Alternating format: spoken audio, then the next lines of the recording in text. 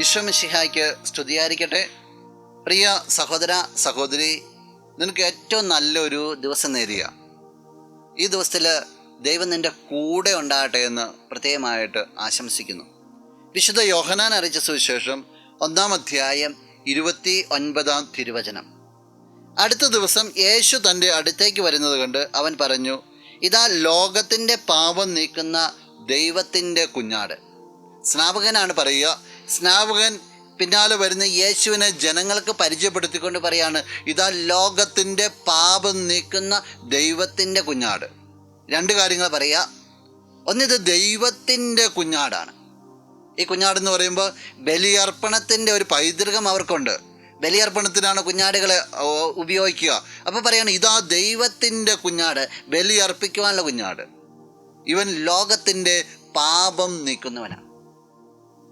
ഈ പ്രഭാതത്തിൽ സഹോദര സഹോദരി ഒന്ന് സൂചിപ്പിക്കുകയാണ്, നിൻ്റെ ജീവിതത്തിലെ പാപങ്ങളും നിൻ്റെ ജീവിതത്തിലെ കടങ്ങളും നിൻ്റെ ജീവിതത്തിലെ അനർത്ഥങ്ങളെല്ലാം ഏറ്റെടുക്കുവാനായിട്ട് അർപ്പിക്കപ്പെട്ട ദൈവത്തിൻ്റെ കുഞ്ഞാടാണ് നിൻ്റെ മുമ്പിൽ എഴുന്നള്ളിയിരിക്കുക.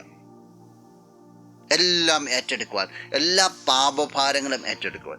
അങ്ങനെയാണെങ്കിൽ നീ ജീവിതത്തിൽ ഒന്നേ ചെയ്യേണ്ടതുള്ളൂ, ഈ ക്രിസ്തുവിനോട് ചേർന്ന് നിൻ്റെ ജീവിതത്തെ നീ ബലപ്പെടുത്തുക, നിൻ്റെ ജീവിതത്തെ നീ വളർത്തിയെടുക്കുക.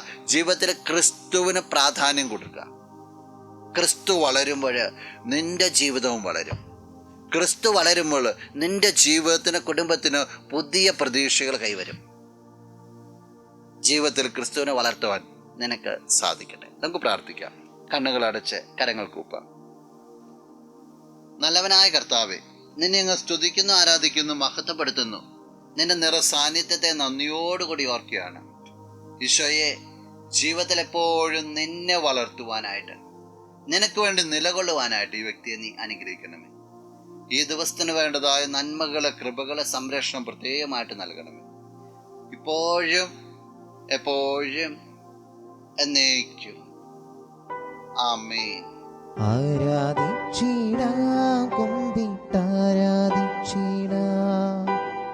ആരാധിക്കുമ്പോൾ അപദാനം